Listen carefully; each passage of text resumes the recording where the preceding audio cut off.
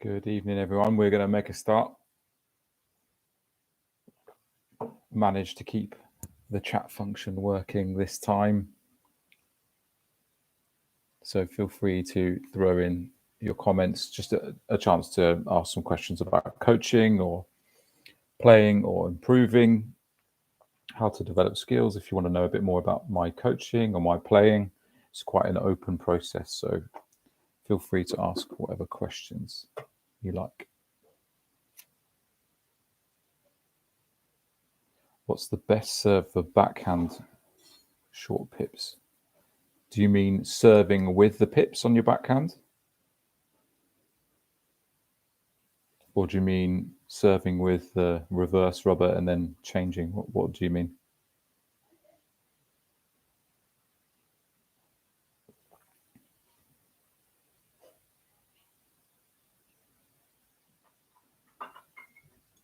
Questions are fine, Mikkel. No problem.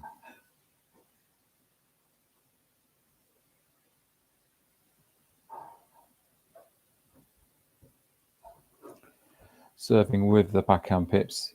Yeah, I think there's always going to be a limitation on how much spin you can get with the pimples. But you can get decent effect with the short pimples.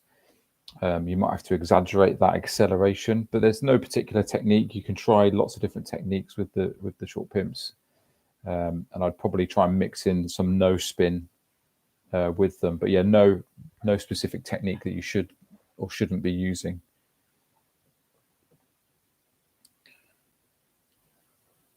Good tips or insights for players like me that due to an injury switch to long pimples on the backhand.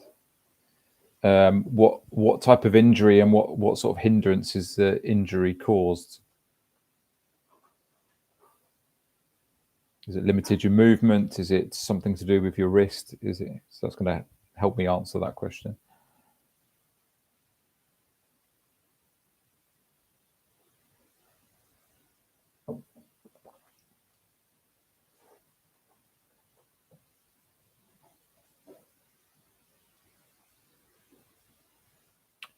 Okay, I'll wait for Casper to come back to me. An interesting one around the backhand flick. So the backhand flick is missing long, and you have a problem with extending your arm whenever you rotate the arm and shoulder. Yeah, so really important to take that step in with your leg, get your body as close to the ball as possible so that you can keep a bend in your elbow, and then you have much better control then when you're going for this flick. If you're not stepping in close enough, then you end up reaching with the arm, and then everything ends up being kind of on your wrist. So trying to get that leg. I don't know if you're right-handed or left-handed, but if you're right-handed, most of the time you're going to be going in with your right leg to bring yourself as close as possible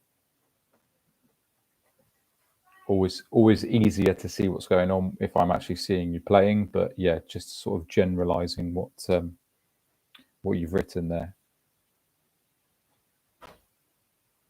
Shoulder injury, so anything rotating out of your body. Okay.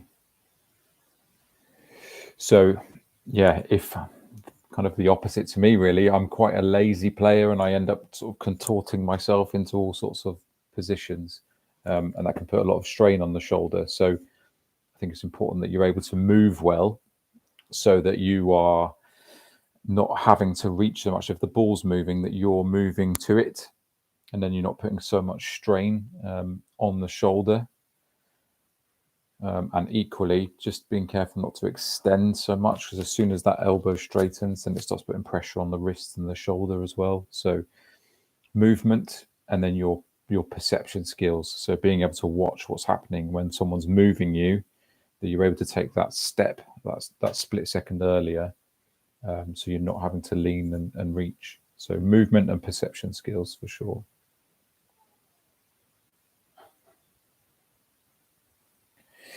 What does a forearm rotation look like?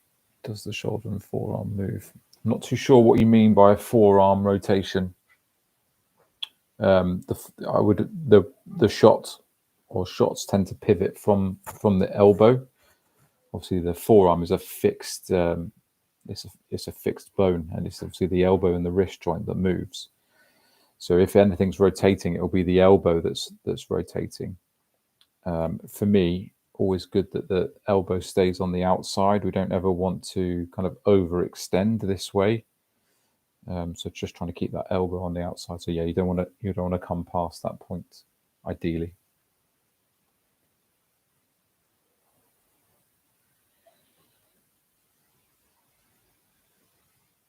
My shoulder and elbow become unsteady after a few shots of playing forehand topspin. And so I managed to get spin, lands fine, but the action is not accurate. Try and understand that question. My shoulder and elbow become unsteady.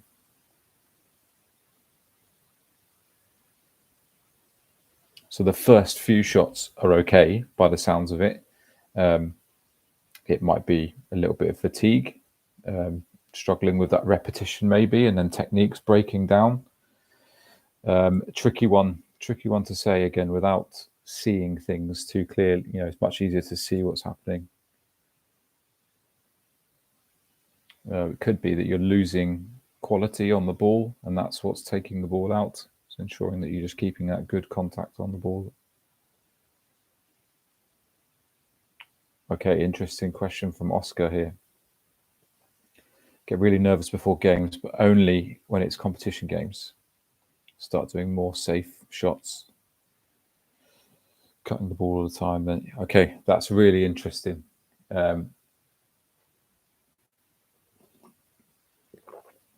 So where to start? When you go into competition and it matters, often your brain will change the objective from winning to just wanting to get the ball on the table. So it will, by making the main objective to get the ball on the table, it tightens us up. So we often talk about being tight or stiff, and we often squeeze the bat too tight, and that locks all the joints up because the objective has become just to get the ball on the table rather than to try and win the point. And we end up overthinking and maybe thinking about technique or how to get the ball on, and then we're not in the right frame of mind to win the match. So really important that you have to try and have an external focus. So it might be, right, I need to pin this person into their backhand, or I need to serve short to the forehand and then attack to the middle. So you're keeping all your focus on the other side of the table. And then there's less focus on you and what your wrist is doing and what your arm needs to do, which leads to overthinking.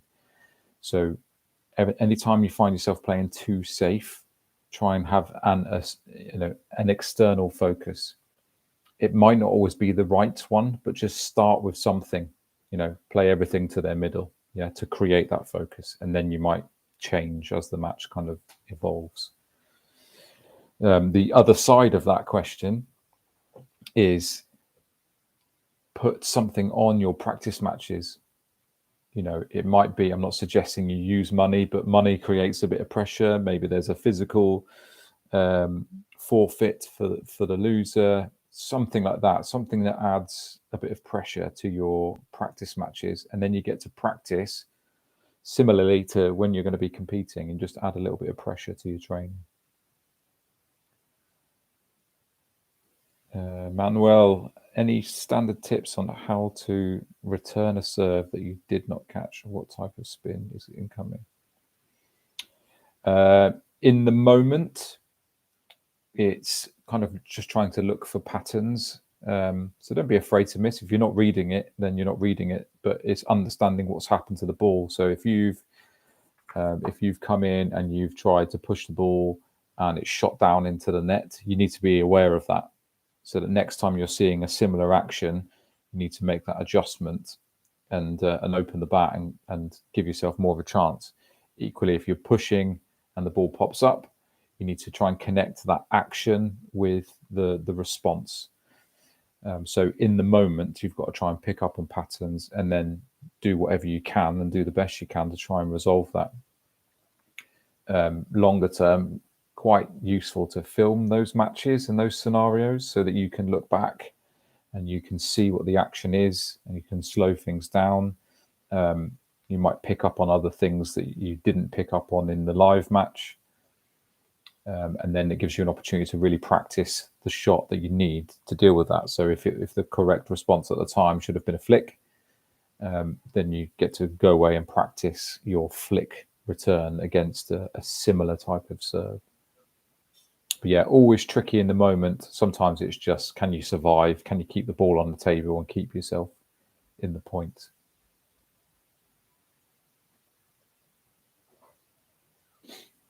What's a serve to use to make sure the ball returns to the backhand?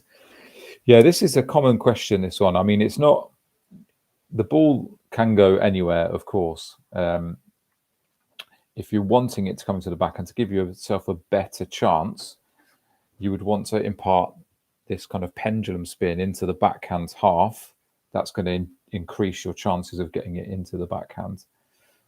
If you do it a little bit quicker, then yeah, that increases those chances again. But it doesn't mean that someone can't play into your forehand as well. It's worth remembering that. But that's probably the most useful serve to try and induce a shot into the backhand. Craig, I've been struggling with performing my forearm rotation during a forearm rotation or a forearm pivot. Yeah, I think have I answered that question? I think that was posted earlier. Is that like the forearm is this, yeah, is this muscle and this bone on the radius and ulnar, they don't move. Obviously, the elbow moves and the wrist moves, so the rotation comes from the elbow joint, and that's where things will pivot. And I'm not reading what shot you're alluding to, so I don't know if you're referring to a backhand or forehand, or if you're pushing or attacking. Yeah, okay, backhand. Then if it's backhand, then it's the elbow. It's the elbow that's pivoting.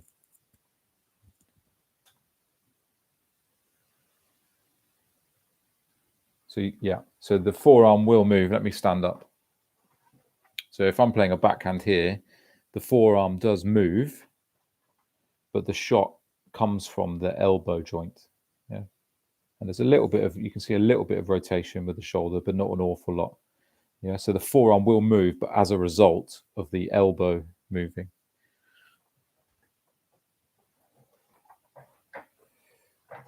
Craig, your thoughts on Donic Bluefire M1? My thoughts are that it's not Euler.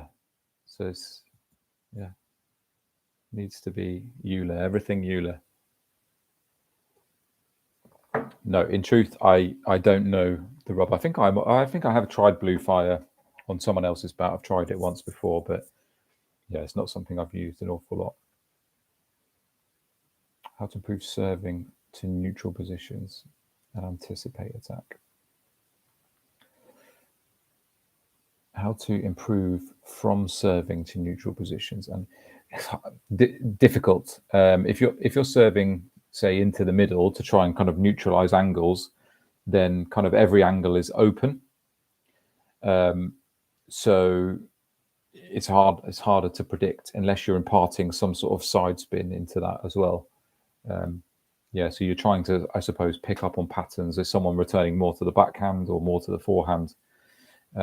And then you're trying to pick up on those patterns so that you can start to adjust to those things more quickly. Simon, good question. Mainly coaching children. How do you develop power? If you could teach only one thing other than serves to improve the short term, what would it be? I'll answer the first part of that question first. Power is a really interesting one, and it's one I enjoy trying to teach as well. So often when you try and teach power, we have the objective of trying to get the ball onto the table.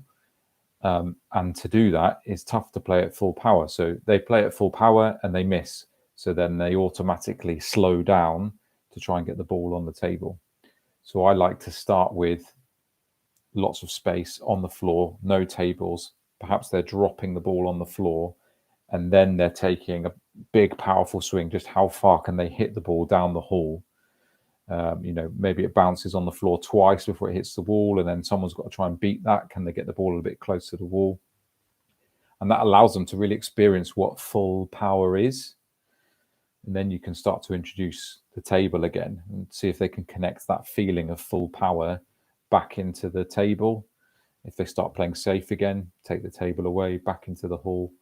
So I think when you take the table away, they can really start to explore what power is. The second part of that, if I could teach only one thing to improve in the short term, what would it be? I would say, I was going to say anticipation, but I think that takes a long time to develop. I would say consistency. I think connecting spin and pace and their understanding of it. And then it's easy, I think, for them to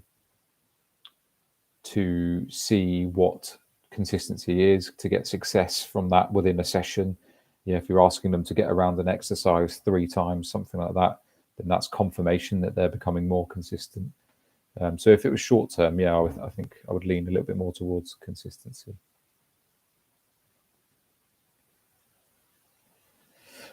Whilst practicing my moves and placement is good, but not able to make it in a match.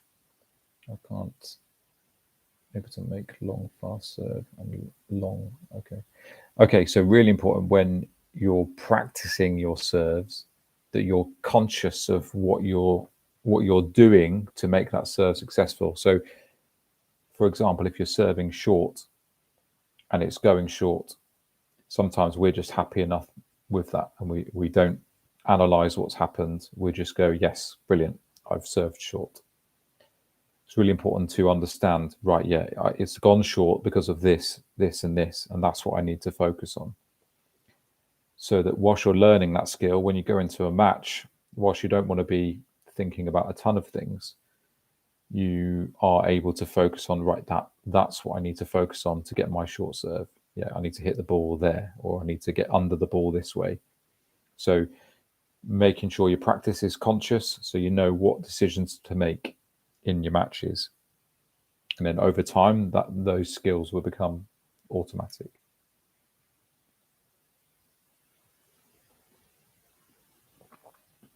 Good question about being relaxed. What is it to be relaxed in table tennis?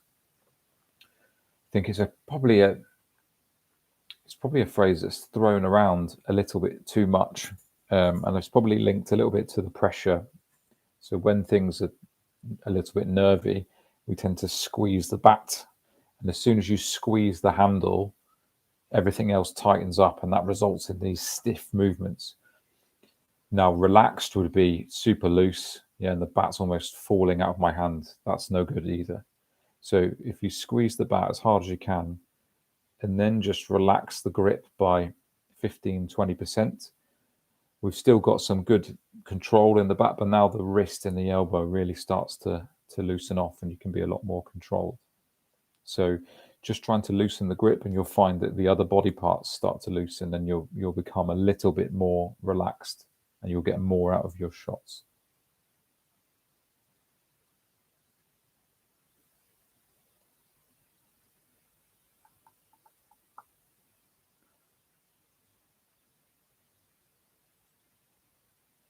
Any tips for grip that doesn't tighten my arm?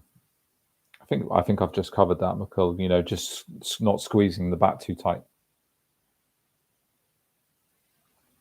Tim Kudjoe, how's Miami?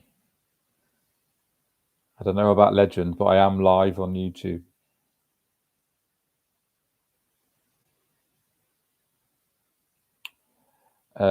Bob, good question. Topspin serve into my opponent's backhand. So short topspin. Okay. The most common thing with that is that the first bounce is too far up the table. You need to make sure that that first bounce is much closer to you. Topspin wants to bounce forward, so you need to bring that first bounce back closer to you on your side. That'll give you a better chance of achieving that short serve. You want the Brybar hoodie? Shall I auction this one off? What's it worth?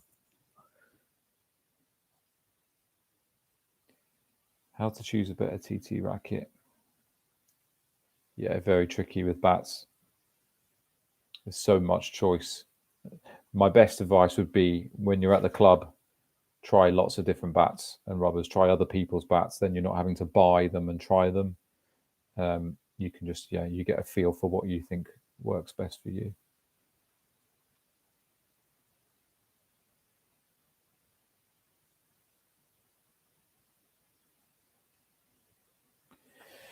Moving back from the table from Matt. What is the rule? So there's no rules. You can move away from the table as much as you like. You widen the angles and you give your opponent more opportunity to get the ball past you. So it's not that advisable. However, there are some players that are very skilled from the back of the table. And sometimes it's inevitable when we get pushed out of position that you do find yourself away from the table. So even though you might class yourself as a close to the table player, it's worth practicing being away, so that when you do find yourself out of position, that you are able to execute some skills to stay in the point as well.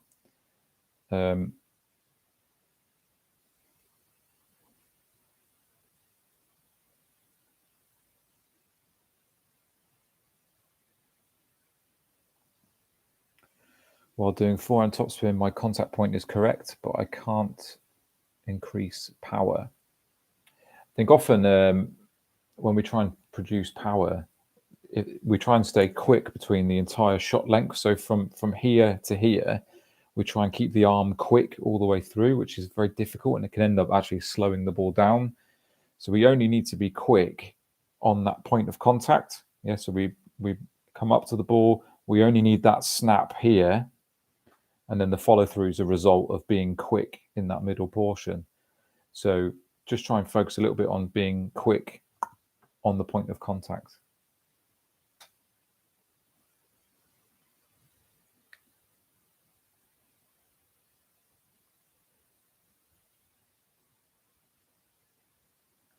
Good question. Hi, Russell.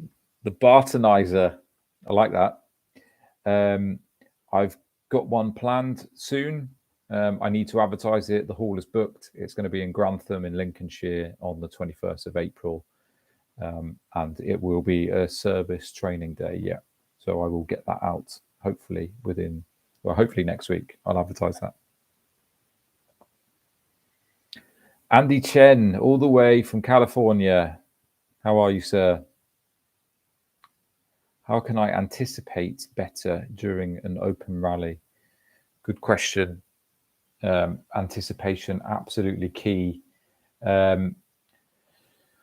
When you're practicing, really important that you're able to keep your vision up whilst you're playing, and that you're able to notice what's happening in your practice sessions, whether that's a match or training with drills. You would need to be doing an irregular type exercise. So, for example, if I'm blocking to your backhand, and then any time I can make a change into your forehand, you've got to be looking up, and you've got to be looking at my bat, and perhaps my elbow changes, maybe my body changes, and you've got to be aware of those movements when that change happens. And the more you do that with these different scenarios and different exercises that are happening, where perhaps it's with a push and different things are happening there, then you can start to connect those things in your match play too. And then if you're in the open rally, if you're kind of in the matches, same, you've got to just try and have your vision up and keep watching your opponent.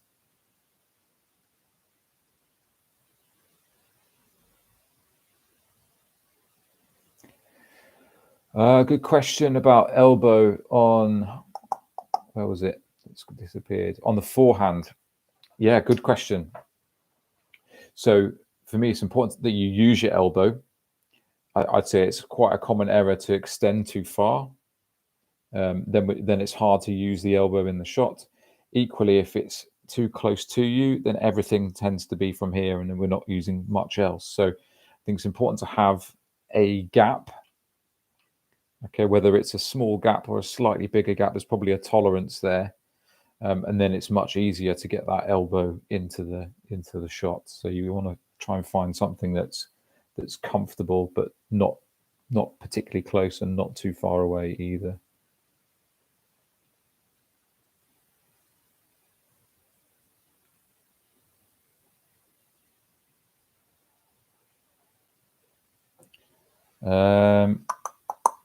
I'm just reading the second part of a question. I think the club coaches are impressed by my progress. There is a language barrier, though. They're Chinese and don't speak much English. So I thought I'd ask you. Yeah, a tricky one. Language barriers always can be a bit of a blocker.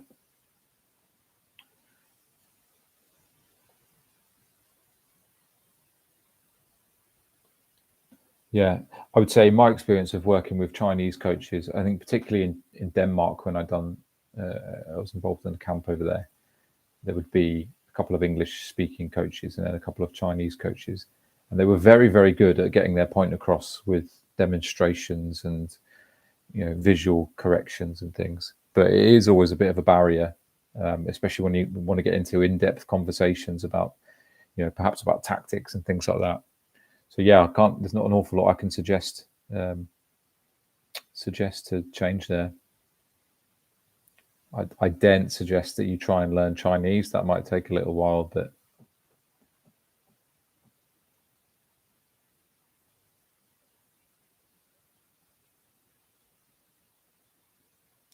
no serving with long pips planned.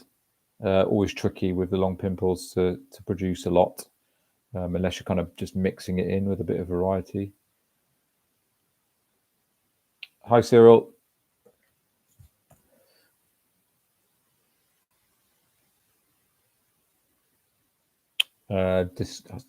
Trouble disguising the jab serve.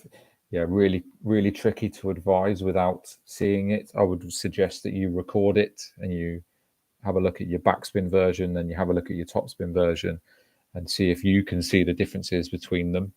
But for me to advise without seeing what's happening is a little tricky. Is it a good idea to play guys in Division 1 and above that have been playing a year or so? Yeah, good question. So I think whenever you're learning anything, if it's too easy, you don't really learn.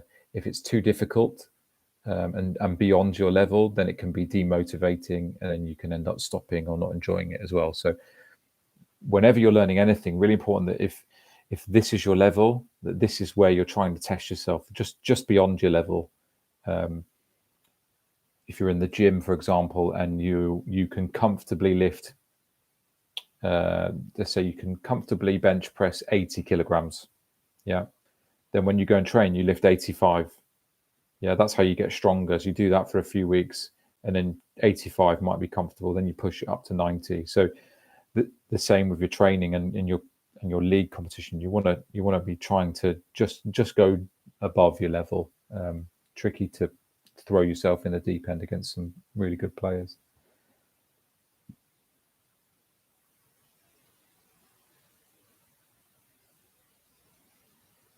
Any courses for umpiring? I'm afraid not. That's not my skill set.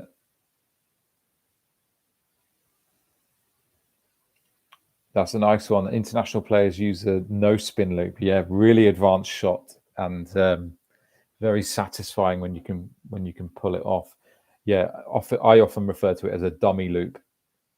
So you're often trying to spin with good acceleration, and then what happens with the dummy loop is you tend to open the bat a little bit more, fix the wrist, and then you're just rolling the ball up. So you're catching the ball with a little bit more of an open racket, with not so much spin, and then you're kind of hoping that someone blocks over the top of it, thinking that there is spin. Yeah, very, very clever shot.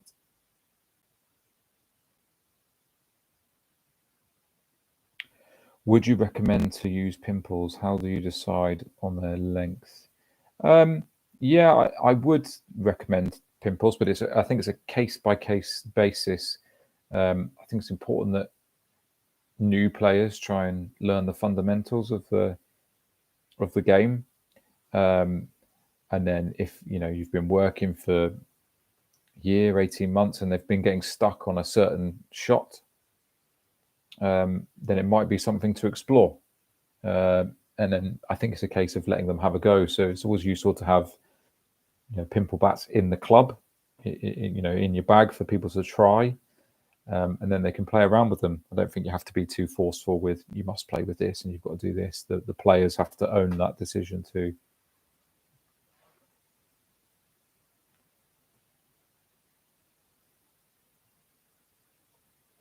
Any tips on aiding a pen holder to progress?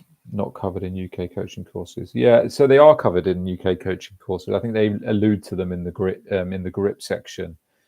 I would say that if it's pen hold, I've actually got a pen hold back here. Look, if it's pen hold, which is kind of more modern technique with the fingers rested on the back, then for me the teaching points aren't that different. Pushing is the same, top spinning is very similar. So I think you can apply a lot of the same technical things to a modern pen hold game.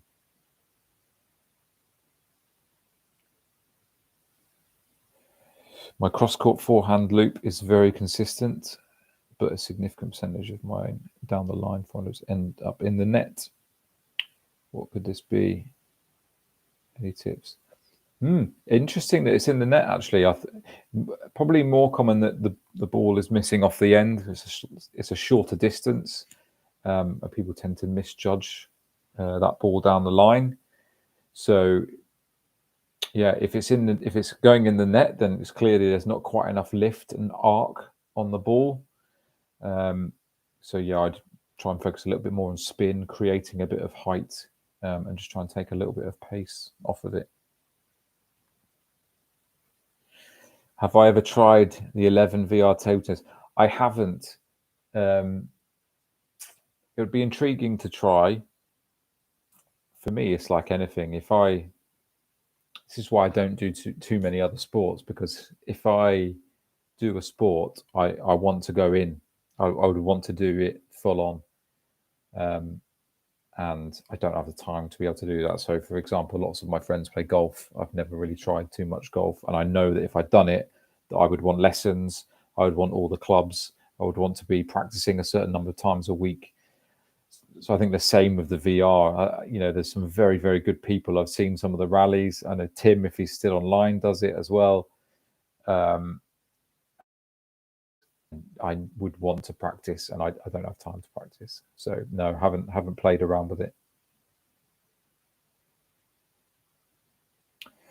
What serves would I use against pimples? That's a great question. So I played when I went to the US last November. I played in the latter stages of these two events, two defenders, and they both had long pimples.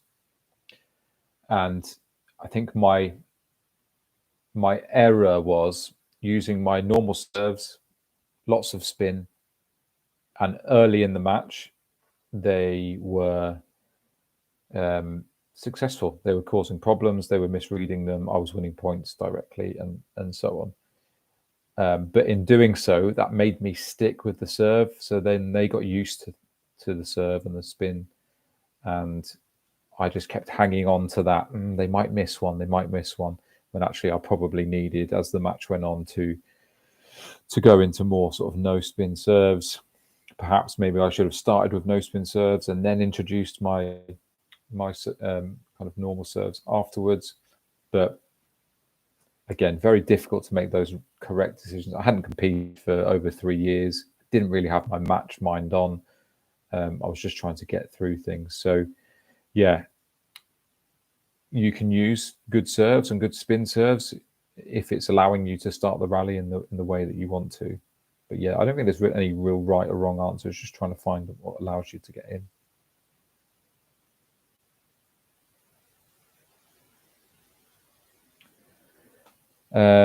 Broken words. I don't know what you're alluding to there. I'd say follow through is missing. I'm not sure what you're alluding to there.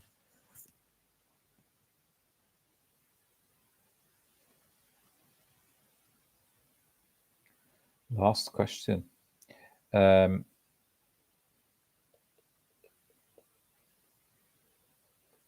Top players tend to lower their racket when doing the backswing on the forehand, topspin, even the knee height. What are the benefits? Colombia. Hello from the UK. Let me reread that. Top players tend to lower their racket when doing the backswing on the forehand topspin.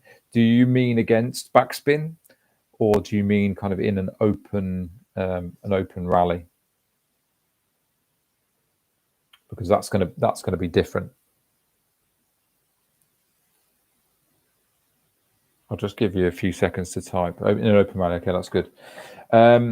Yeah, I think generally speaking, it's better to try and keep the bat up. In an open rally, the ball's traveling forwards. So if you drop and then the ball's traveling towards you, you've got much more chance of hitting that top edge. To drop the bat, sometimes when people don't turn enough, they try and create momentum by dropping the bat lower. So they're using their arm. So perhaps in that high level table tennis, where it's much higher speed, they might not have time to turn. So that might be why the racket is dropping a little bit more, rather than, you can see in this position here, if I stay forward, that's quite an uncomfortable thing to do, to keep my bat up. So that could be the reason why. But generally speaking, if someone's pushing, you're going to drop the bat slightly. And if in an open rally, you want to try and keep the bat up a little bit higher.